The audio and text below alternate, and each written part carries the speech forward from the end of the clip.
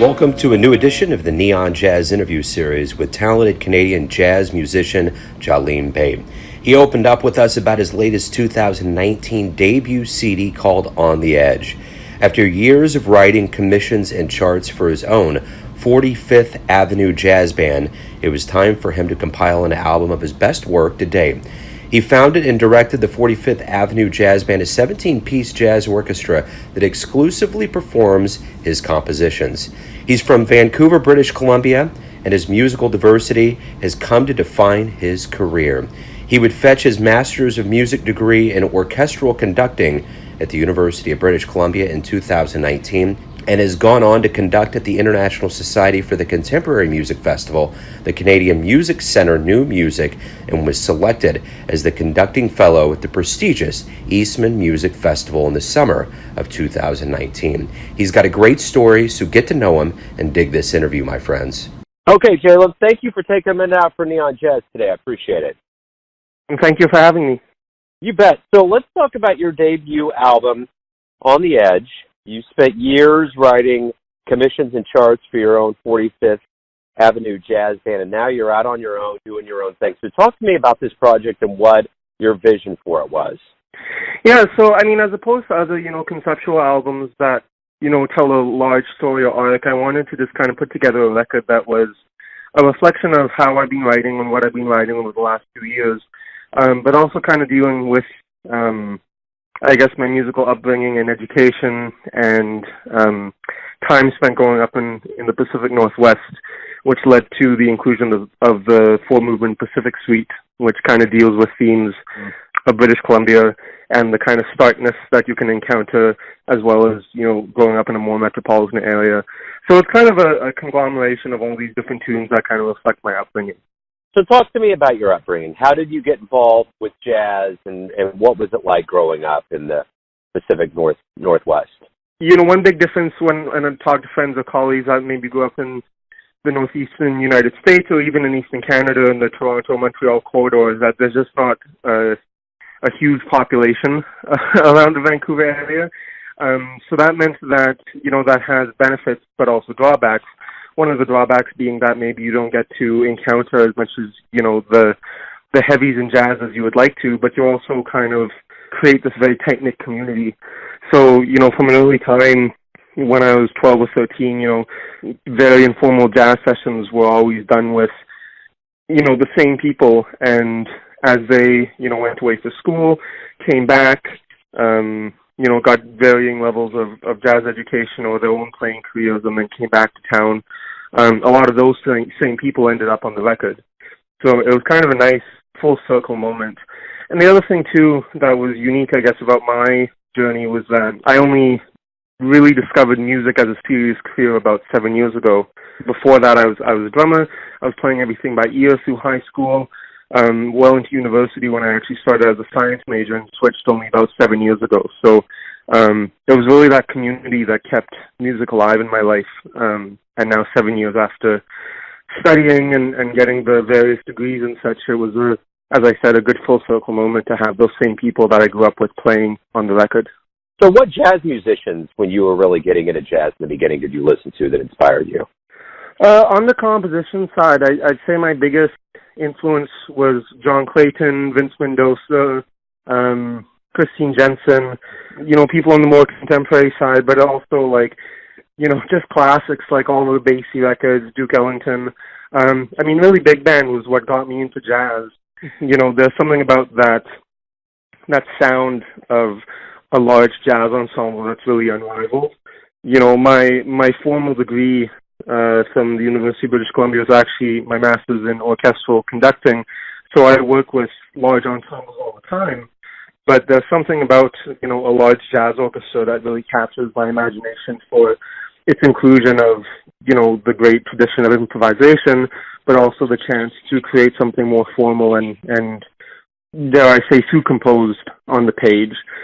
So talk to me about your 45th Avenue Jazz Band, the history of it. Just give me kind of an overview. Maybe a little ambitious for someone who was just starting out in music, but part of what I was trying to do when I started in music, switching over from science, was, obviously writing some early big band charts. And, I found that there wasn't a lot of places to play or have your stuff played as even an experiment in an organized ensemble.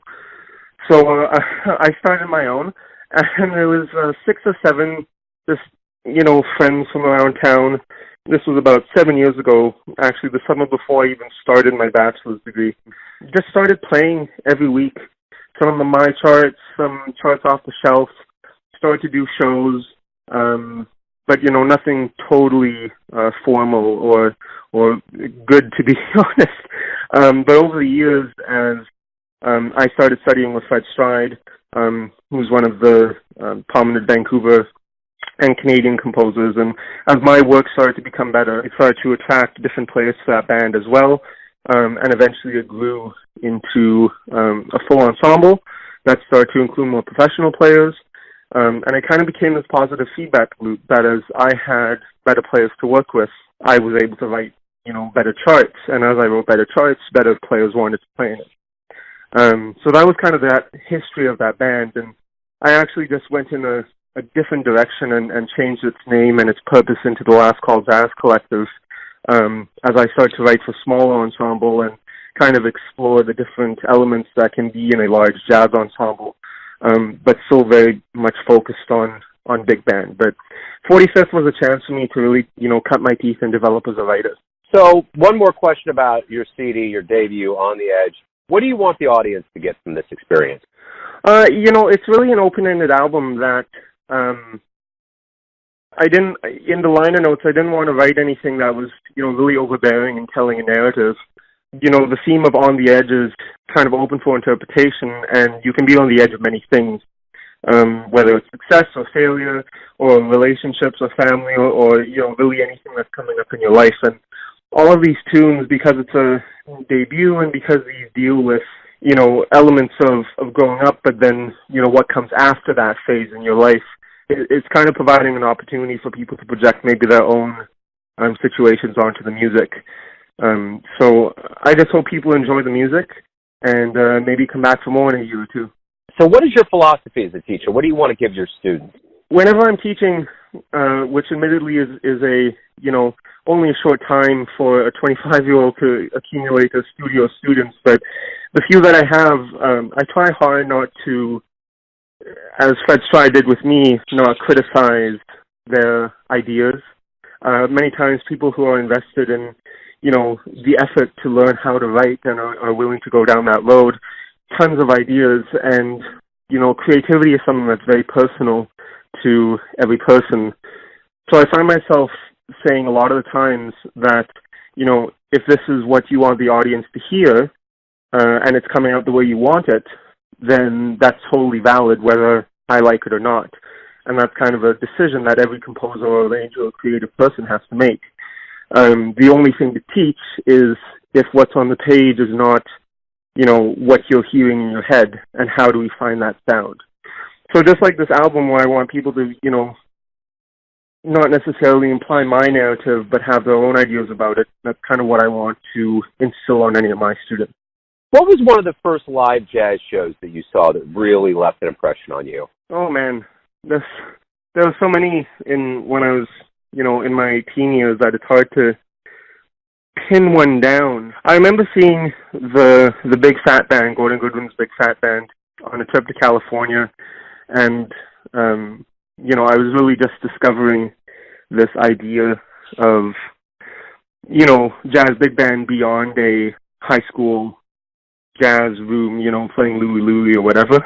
Hearing his writing that, mixes so many elements of music that you would hear as a teenager on the radio, but also, just impeccable writing and technical skill and, all the rest that goes into composition of form and technique. He really kind of set me loose in, YouTubing for hours and discovering people along the way. And I remember out of him came my love for all of the artists that I spoke about earlier. I remember shortly after that finding a YouTube recording of a chart called Max by John Clayton from the Clayton Hamilton Jazz Orchestra. And that set me off on a whole different tangent, and, it kind of just snowballed from there. So why do you love jazz? I think jazz as a genre serves a special storytelling capability.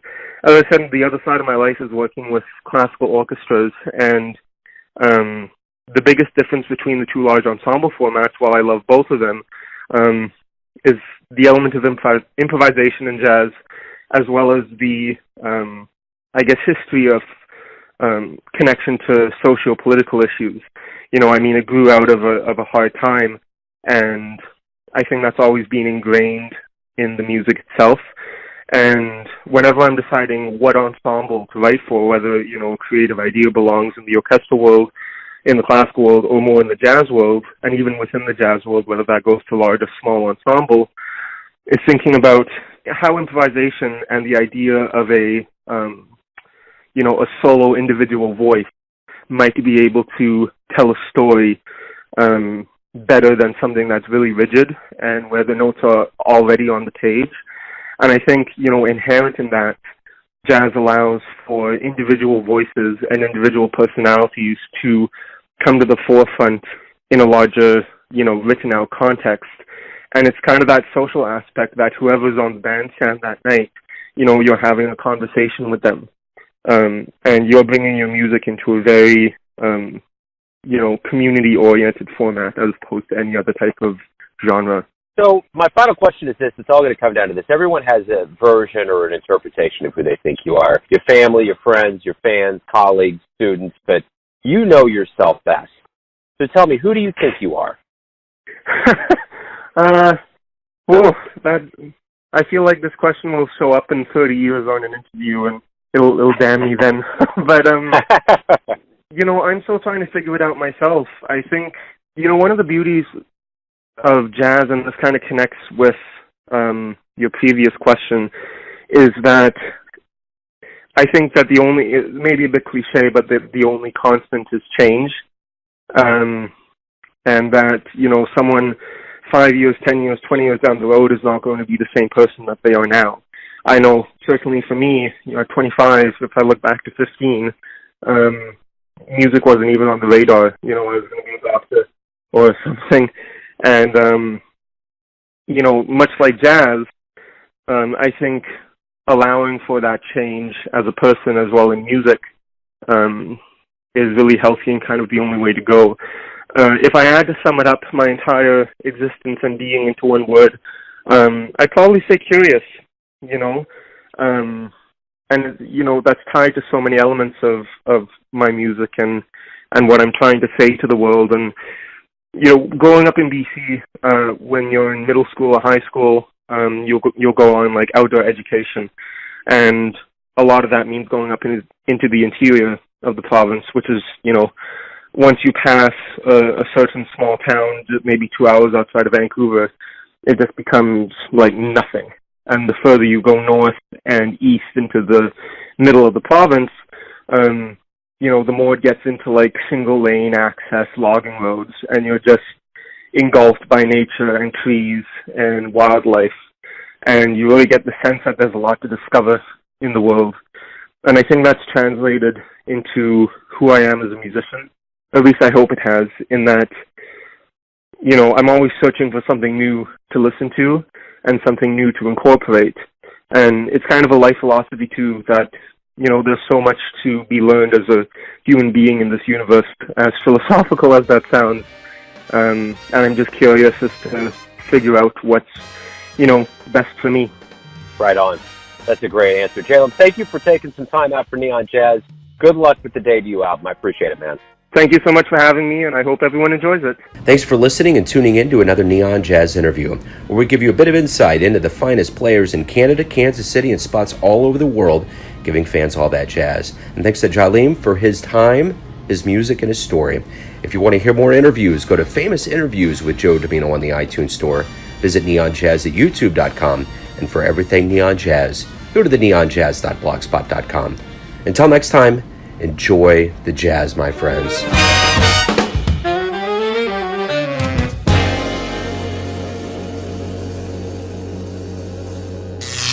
Neon Jazz.